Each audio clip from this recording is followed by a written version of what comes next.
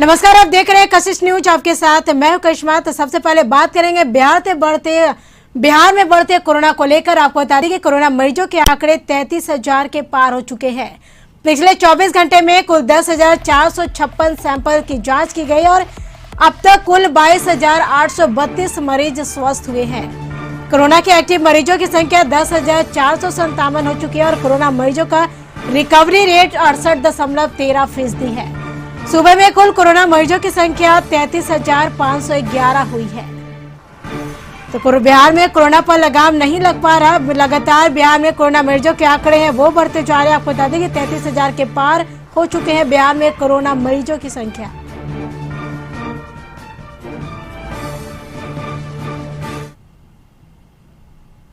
बिहार के स्वास्थ्य मंत्री मंगल पांडे ने जानकारी दी है। ट्वीट कर प्रधानमंत्री नरेंद्र मोदी का आभार जताया है। केंद्र से 10,000 मिला रैपिड एंटीजन टेस्ट किट और जिले के पीएचसी में जांच के लिए भेजे गए टेस्ट किट। और आपको बता दें कि बी टाइप 1900 ऑक्सीजन सिलेंडर भी मंगाए गए हैं। तो बिहार के स्वास्थ्य मंत्री मंगल पांडे ने ट्वीट कर यह जानकारी दी और आपको बता दें कि ट्विटर कर प्रधानमंत्री नरेंद्र मोदी का आभार जताया है।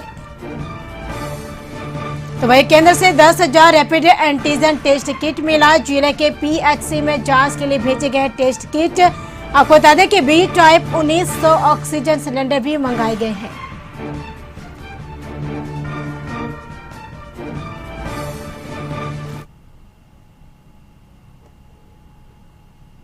झारखंड में बात करेंगे अब हम झारखंड की, जहां आपको बता दें कि 24 घंटे में कोरोना से 7 की मौत हो चुकी है। शुक्रवार को मिले 371 नए कोरोना मरीज। कोरोना संक्रमितों की कुल संख्या 7,621 हुई है। वहीं राज्य में कोरोना से मौत का आंकड़ा 76 हुआ है। तो झारखंड में भी कोरोना पर लगाम नहीं लग पा रहा। लगातार झारखंड में कोरोना मरीजों का आंकड़ा वो बढ़ता जा रहा है। आपको बता दें कि साथ ही साथ 24 घंटे में कोरोना से 7 मरीजों की मौत हो चुकी है। वहीं शुक्रवार को 371 नए कोरोना मरीज मिले और जिनमें कोरोना मरीजों की कुल संख्या आपको बता दें कि 7,621 हो गई और राज्य में कोरोना से मरने वालों की आंकड़ा 76 हो चुका है।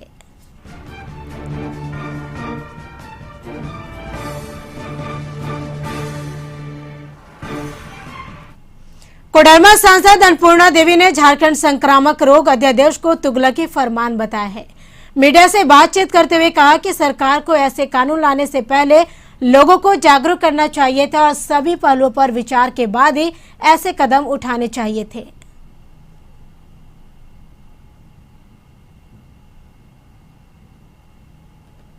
तुगलकी फरमान जारी करने से पहले सरकार को चाहिए था कि एक बार जागरूकता अभियान और पैमाने पर फैलाना चाहिए था, करना चाहिए था। लोगों को जागरूक करिए कि स्वतः वो मास्क लगाएं।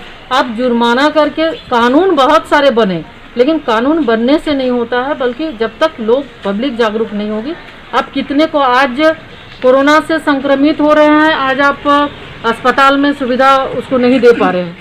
कल आप बिना मास्क लगाए कितने लोगों को आप जेल भेज। खबर गोपालगंज से, जो आपको बता दें कि फिर टूटा सारण बांध। बैकुंठपुर के सोनवालिया में बांध टूटा। 2 जगहों पर सारण बांध टूटा है और छपरा के कई इलाके बाढ़ से प्रभावित होंगे। तरैया, मशरक, पानापुर में बाढ़ की आशंका जताई जा रही है। तो गोपालगंज से खबर आपको बता दें कि फिर सारण बांध टूटा है और बैकुंठपुर के सोनवालिया में बांध टूटा। 2 जगहों पर सारण बांध टूटा। छपरा के कई इलाके बाढ़ से प्रभावित होंगे, जिनमें तरैया, मशरक, पानापुर में बाढ़ की आशंका जताई जा रही है।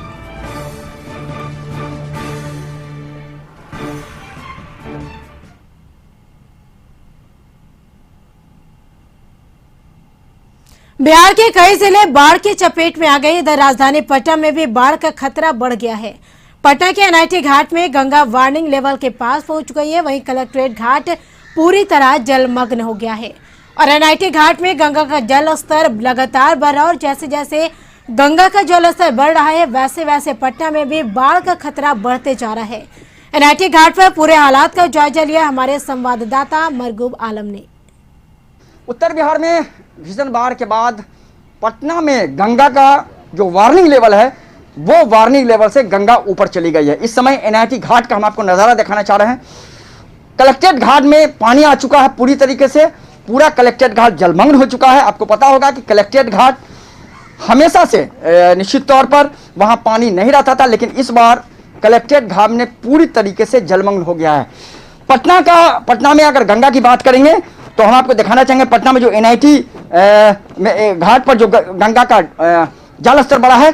23 तारीख को यह 47.380 था, 24 तारीख को बढ़कर के हुआ यह 47.700 और आज 25 तारीख को यह 47.970 हुआ है। अगर डेंजर लेवल की बात करेंगे तो सिर्फ 48.660 डेंजर लेवल है और बहुत ही कम डेंजर लेवल से नीचे है गंगा। फिलहाल वार्निंग लेवल से गंगा पटना में ऊपर चली गई है। यह बड़ी खबर है कि पटना के NIT घाट में गंगा वार्निंग लेवल से ऊपर चली गई है और डेंजर लेवल से हालांकि अभी नीचे है। लगातार पानी बढ़ रहा है। जो हमारे जल संसाधन विभाग के अधिकारियों से हमारी बातचीत हुई है, उन्होंने कहा है कि गंगा में NIT घाट में गंगा का पानी लगातार बढ़ रहा है। तो फिलहाल पटना के कलेक्ट्रेट घाट में पूरी तरह से पानी आ चुका है और NIT घाट में गंगा डेंजर लेवल से थोड़ा नीचे है और फिलहाल वार्निंग लेवल से ऊपर चली गई है। तो कहीं ना कहीं कहा जा सकता है कि शायद आने वाले दिनों में हो सकता है शायद बाढ़ का एक बार फिर खतरा पटना पर मंडरा न जाए। पटना बिहार में बाढ़ का रौद्र रूप दिखने लगा है, जिससे प्रदेश के कई जिला बाढ़ की चपेट में है। समस्तीपुर से बहने वाली बागमती नदी अपने उफान पर है। ऐसे में दर्जनों पंचायत बागमती नदी के चपेट में है। लोग बाढ़ से बुरी तरह प्रभावित हो चुके हैं। ऐसे में लोग अब अपना आशियाना नदी के तटबंध पर बना रहे हैं। इन पूरी स्थिति का जायजा लिया हमारे समस्तीपुर संवाददाता मंटून कुमार ने।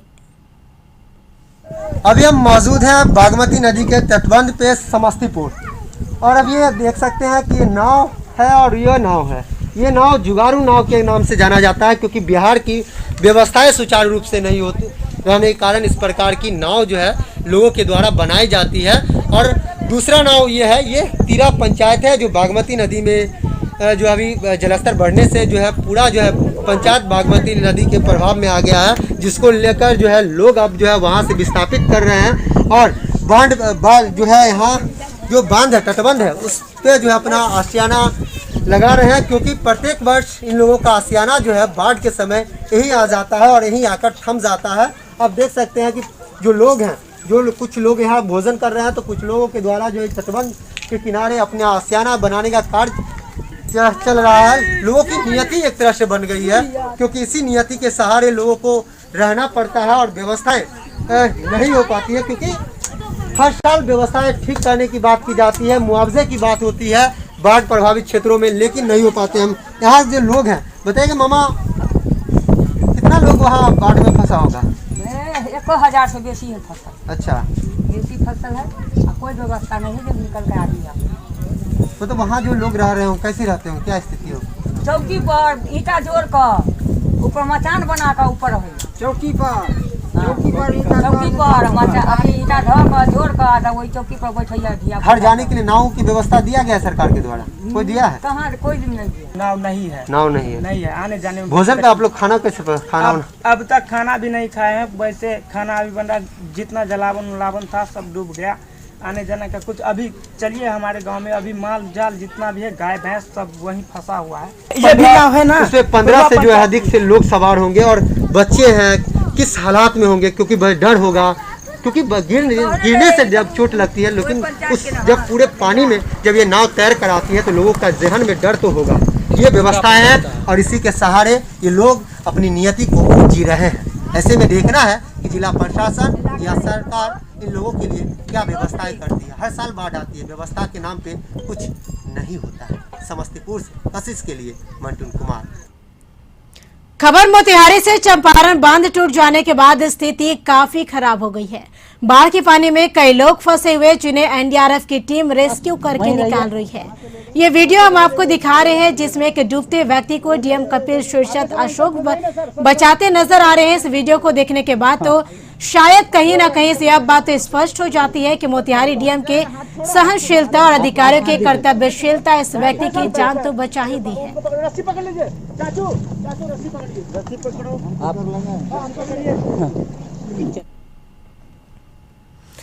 खबर मोतिहारी से है। पूर्वी चंपारण में बाढ़ अपनी विभीषिका में 6 प्रखंडों के 44 पंचायतों को अपनी चपेट में लिए हुए है, जिसमें सैकड़ों परिवार अब भी पानी के बीच घिरा हुआ है। नतीजतन पानी के अंदर घिरे लोगों के पास खाने को कुछ नहीं और वही प्रशासन ने लगभग 27 पंचायतों में तो कम्युनिटी किचन चला दिया है। बहरहाल वैसे लोगों के लिए जो पानी में घिरे हुए हैं और भुखमरी से जूझ रहे हैं, उनके लिए जिला प्रशासन ने सूखा भोजन का पैकेट बनवाकर भेजना शुरू कर दिया है। जिलाधिकारी शीर्षद कपिल अशोक अपने निगरानी में इस कार्य को करा रहे हैं और जिले के लुम्बनी भवन में दर्जनों सरकारी कर्मियों को इस कार्य में लगाया गया है। वहीं जिलाधिकारी का कहना है कि बाढ़ पीड़ितों की सहायता के लिए जिला प्रशासन तत्पर है और प्रयास है कि कोई भूखा ना रहे।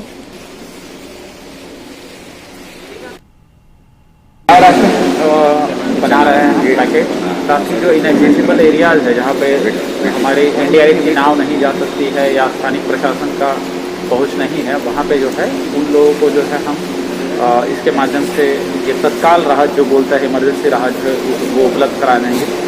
साथ ही में जो है आवश्यकता अगर पड़ी तो रेस्क्यू भी करने का हम इससे प्लान कर रहे हैं, परंतु एनडीआरएफ की टीम यहाँ पे 3 अभी तैनात किए गए हैं। टोटल जो है 14 बोट्स ऑपरेट कर रहा है। इसके अलावा भी 10 हमारे जो है जिला स्तर के भी मोटर बोट काम कर रहे हैं। उत्तर बिहार में आए बाढ़ के बाद राज्य सरकार ने पटना के एसके मेमोरियल हॉल में राहत सामग्री की पैकिंग शुरू कर दी है। भारी संख्या में लोग लगाए गए हैं। राहत सामग्री में सूखा चूड़ा, माचिस, गुड़ सहित रोजमर्रा के जरूरत की चीजों को यहां से एयरपोर्ट भेजा जा रहा है। एयरपोर्ट के माध्यम से बाढ़ ग्रस्त इलाकों में गिराया जा रहा है राहत सामग्री। अधिकारियों की निगरानी में व्यवस्था चल रही, जिसका जायजा लिया हमारे सहयोगी मरगू आलम ने। बिहार में कई जिलों में आई भीषण बाढ़ के बाद राज्य सरकार ने फैसला लिया है कि पटना में कह सकते हैं कि जो बाढ़ पीड़ितों के लिए जो पैकिंग है वो पटना में होगी। ये पटना का हम आपको दिखाना है, ये एसकेएम का नज़ारा देखिए। अधिकारी लगे हुए हैं, लगातार पैकिंग यहाँ की जा रही है और यहाँ से राहत सामग्री जो है वो यहाँ से भेजी जा रही है। ये पूरी व्यवस्था जो है पटना डीएम के निरीक्षण में हो रही है और हम आपको ये अब नज़ारा दिखाना चाहेंगे पूरी तरह से। ये पैकिंग का नज़ारा आप देख सकते हैं किस तरीके से ये पूरा नज़ारा है और यहाँ पैकिंग किया जा रहा है। निश्चित तौर पर अधिकारियों के साथ साथ यहाँ वो सभी लोग लगे हुए हैं और लगातार पैकिंग की व्यवस्था की जा रही है। पूरा नज़ारा हम आपको दिखाना चाहेंगे किस तरीके से ये पूरा नज़ारा है, आप देखिए। और पैकिंग लगातार की जा रही है। ये एसकेएम का नज़ारा है। अब फिलहाल यहीं से पैकिंग के बाद यहाँ से गाड़ी पर रख करके एयरपोर्ट जाता है और एयरपोर्ट पर वहाँ से हेलीकॉप्टर में डाल के उसे एयर ड्रॉपिंग के लिए किया जा रहा है। तो निश्चित तौर पर यह पूरा नज़ारा पटना के एसकेएम का है, जहाँ पैकिंग की जा रही है राहत सामग्री को। और राहत सामग्री पैकिंग करने के बाद फिलहाल उसे पटना से उसे उत्तर बिहार के जिलों में भेजा जा रहा है और जहां कह सकते हैं कि पूरी तरह से बाढ़ पीड़ितों को वो राहत सामग्री दी जा रही है। तो फिलहाल पटना के एसकेएम से ये पूरा नज़ारा हमने आपको दिखाया कि राहत सामग्री की पैकिंग यहां शुरू हो गई है। मरगू आलम, पटना। कोरोना महामारी और बाढ़ से पूरा बिहार प्रभावित है। बगहा के किसान और ग्रामीण भी ऐसी स्थिति में परेशानी का सामना कर रहे हैं। इस परिस्थिति में तिरुपति शुगर मिल ने किसानों की मदद के लिए हाथ बढ़ाया है। तिरुपति चीनी मिल ने किसानों के गन्ना मूल्य का 100% भुगतान करने का फैसला लिया है। इसकी जानकारी मिल के एमडी दीपक कुमार ने प्रेस कॉन्फ्रेंस करके दी है। बता दें कि तिरुपति शुगर मिल 100% गन्ना मूल्य भुगतान करने के मामले में बिहार ही नहीं नॉर्थ इंडिया का पहला शुगर मिल बन गया है। तो कोरोना महामारी और बाढ़ के से पूरा बिहार प्रभावित है। वहीं आपको बता दें कि बगहा के किसान और ग्रामीण भी ऐसी स्थिति में परेशानी का सामना कर रहे हैं और इस परिस्थिति में तिरुपति शुगर मिल के ने किसानों की मदद के लिए हाथ बढ़ाया है। तिरुपति चीनी मिल ने किसानों के गन्ना मूल्य का 100% भुगतान करने का फैसला लिया और इसकी जानकारी मिल के एमडी दीपक कुमार ने प्रेस कॉन्फ्रेंस करके दी है। बता दें कि तिरुपति शुगर मिल 100% गन्ना मूल्य भुगतान करने के मामले में बिहार ही नहीं नॉर्थ इंडिया का पहला शुगर मिल बन गया है।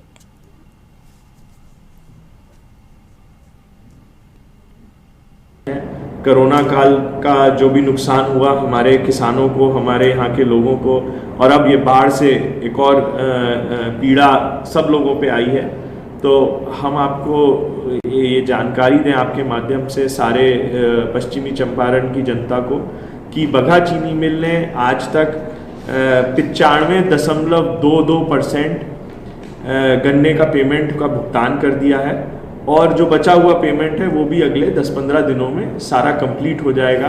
और हम प्रथम नंबर पे हैं, सिर्फ बिहार ही नहीं पूरे इंडिया, नॉर्थ इंडिया में बगहा चीनी मिल 1 नंबर पे गन्ने की पेमेंट में है। खबरों में फिलहाल वक्त हो चला है छोटे से ब्रेक का। बने रहिए हमारे साथ, जल्द हाजिर होंगे। ब्रेक के बाद आपका स्वागत है। तो खबरों में आगे बढ़ेंगे। भाकपा माओवादियों ने रांची जिले के तमाड़ इलाके में बड़े पैमाने पर पोस्टरबाजी की है। पोस्टरबाजी से इलाके में दहशत का माहौल है। नक्सलियों ने पोस्टरबाजी कर पुलिस को चुनौती देने का काम किया है। सूचना पर तमाड़ पुलिस घटनास्थल पर पहुंचकर सभी पोस्टरों को जब्त कर थाने ले गई और भाकपा माओवादियों ने 28 जुलाई से 3 अगस्त तक माओवादी शहीद सप्ताह मनाने वाले हैं। शायद शहीद सप्ताह से पूर्व नक्सली अपनी धमक दिखाना चाहते हो। कुछ दिनों पूर्व बुंडू अनुमंडल इलाके में नक्सलियों ने हत्या की घटना को अंजाम देकर भी दहशत फैलाने का काम किया है। नक्सलियों ने तमाड़ क्षेत्र के पुनिदरी में कई जगहों में पोस्टरबाजी की है और हालांकि मामले पर पुलिस का दावा जरूर है कि नक्सलियों के खिलाफ अभियान चल रही है और जल्द ही पोस्टरबाजी करने वालों को गिरफ्तार किया जाएगा। तो बढ़ेंगे अगली खबर की ओर। झारखंड सरकार के तुगलकी फरमान के खिलाफ सिंहभूम चैंबर ऑफ कॉमर्स में बाजार बंद का ऐलान किया और उसका असर आज शहर में देखने को मिला। मेडिकल दुकान से लेकर सभी दुकानें बंद रही और चैंबर के लोगों में आक्रोश है कि राज्य सरकार ने कोविड-19 का उल्लंघन करने वालों पर 1 लाख का जुर्माना और 2 साल का सजा आपको बता दें कि भरमाने और इस फरमान को व्यापारी वर्ग नहीं मानता है और उसका नतीजा आज पूरा बाजार बंद रहा। वहीं झारखंड संक्रामक रोग अध्यादेश के खिलाफ बंद बुलाया गया है। झारखंड सरकार के जो नया कानून जो आया है कि मास्क नहीं पहनेंगे तो 1 लाख रुपए का फाइन लिया जाएगा, इसके विरोध में आज सिंहभूम चैंबर ऑफ कॉमर्स के द्वारा संपूर्ण जमशेदपुर बंद तथा व्यापारियों ने स्वेच्छा से आज अपना प्रतिष्ठानें बंद रखी है। जहाँ तक आर्थिक दंड का सवाल है तो आप थोड़ी कड़ाई करें। आर्थिक दंड तो वाकई ये बहुत ज़्यादा हो जाता है, ये 1 लाख और ये जेल ये सब ये तो कहीं बहुत ज़्यादा हो जाता है। ये आप प्रेशराइज कीजिए, आप समझाइए।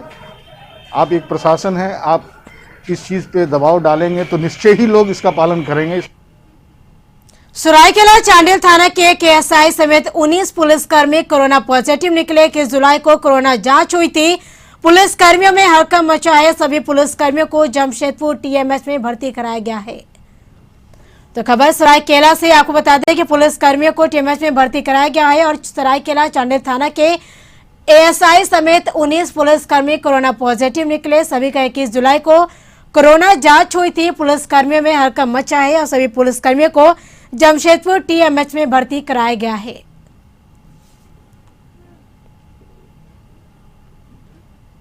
बर्मा में फंसे झारखंड के 31 मजदूरों ने वतन वापसी की गुहार लगाई है सरकार से और बोकारो, हजारीबाग और गिरिडीह जिले के ये मजदूर 6 महीने पहले वहां ट्रांसमिशन लाइन में काम करने ठेकेदार के जरिए भेजे गए थे। पिछले कुछ महीनों से कामकाज बंद और उनके खाने के भी लाले पड़ गए हैं। उन्होंने सोशल मीडिया के जरिए अपनी आपबीती बताई है।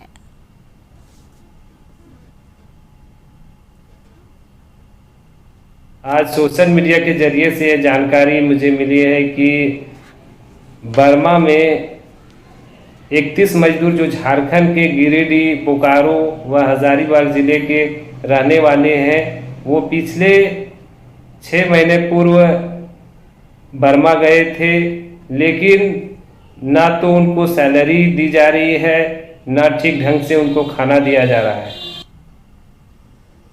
बारिश के मौसम में जहां ठेकेदारी का काम बंद हो जाता है, वहीं मूसलाधार बारिश में डैम का काम शुरू करना सिंचाई विभाग को भारी पड़ा। दुमका जिले के रानेश्वर प्रखंड में स्थित बाकी बेड़ा जलाशय योजना के निर्माणाधीन जलाशय के गेट के पास कॉफर डैम क्षतिग्रस्त हो जाने के कारण रंगालिया समेत 5 गांव में पानी घुस गया है। कई एकड़ में धान की खेती को नुकसान भी पहुंचा है।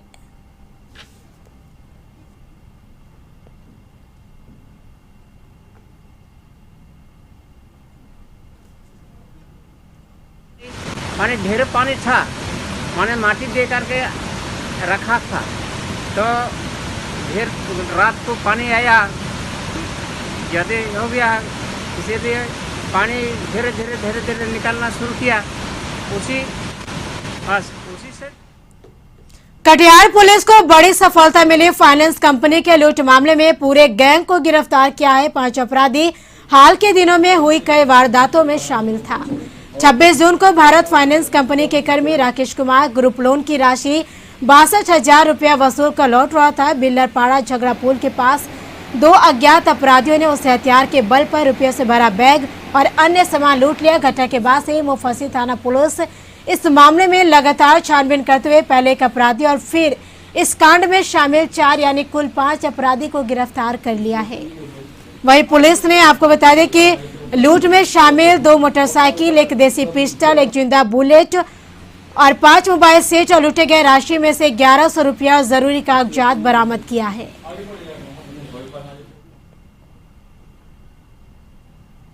पूर्णिया के सदर थाना क्षेत्र के गुलाब बाग में एक बड़ा हादसा होते होते बच गया। दरअसल गुलाब बाग में एक ट्रक पर पार्ट्स लोड किया हुआ जा रहा था और इसी क्रम में बिजली के तार के चपेट में आ जाने से शॉर्ट सर्किट से ट्रक में आग लग गया। वहीं ट्रक चालक ने ट्रक में आग को देखते हुए अपने सूझबूझ से ट्रक को चलाते हुए खाली मैदान में ले जाकर लगा दिया।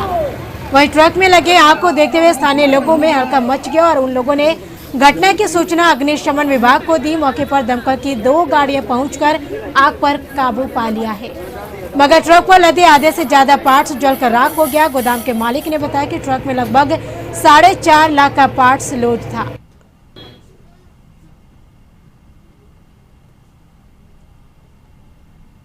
खगड़िया के मड़ैया सहायक थाना इलाके के कोलेवाड़ा गांव में आज दर्दनाक हादसा हुआ, जहां करंट की चपेट में आने से एक ही परिवार के 3 लोग झुलस गए, जिसमें 45 साल के मसूदन दास और उनकी बुजुर्ग मां पाव देवी की मौके पर ही मौत हो गई। मृतक का छोटा भाई अरविंद दास जख्मी है, जिसे इलाज के लिए परबत्ता PHC भेजा गया है। हादसा तब हुआ जब एक गाय के भड़कने से एक मृतक बिजली के खंभे से जुड़े तार के कटे भाग के संपर्क में आ गया। इन सबके बीच घटना के बाद से परिजनों का रो कर बुरा हाल है। बताया जाता है कि रात में बिजली का तार टूटा था और तार का एक भाग पोल से बंधा हुआ था, जबकि दूसरा भाग नीचे लटका हुआ था। इस वजह से यह हादसा हुआ है।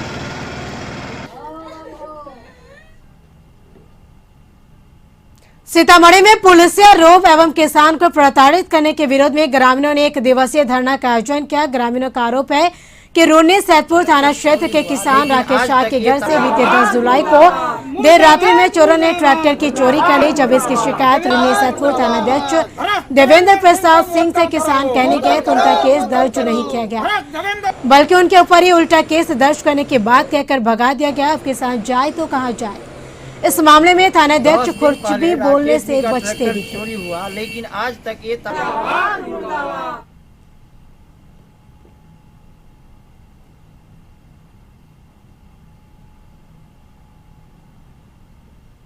पटना हाईकोर्ट ने सुबह में प्राइमरी और सेकेंडरी शिक्षकों की बहाली पर फिलहाल रोक लगाते हुए राज्य सरकार से जवाब तलब किया है। कोर्ट ने यह आदेश नेशनल फेडरेशन ऑफ ब्लाइंड की जनहित याचिका पर सुनवाई करने के दौरान किया। याचिका के मुताबिक दिव्यांग कोटि में नेत्रहीनों के लिए 1% आरक्षण है। वहीं सरकार ने 34,580 शिक्षकों की बहाली में 345 की बजाय 98 उम्मीदवारों को आरक्षण दिया है। पिछली बहाली में बची 247 सीटों को बैकलॉग वैकेंसी के रूप में जोड़ना था, लेकिन विज्ञापन में इस बात का जिक्र नहीं है। वहीं अब इस मामले की अगली सुनवाई 19 अगस्त को होगी।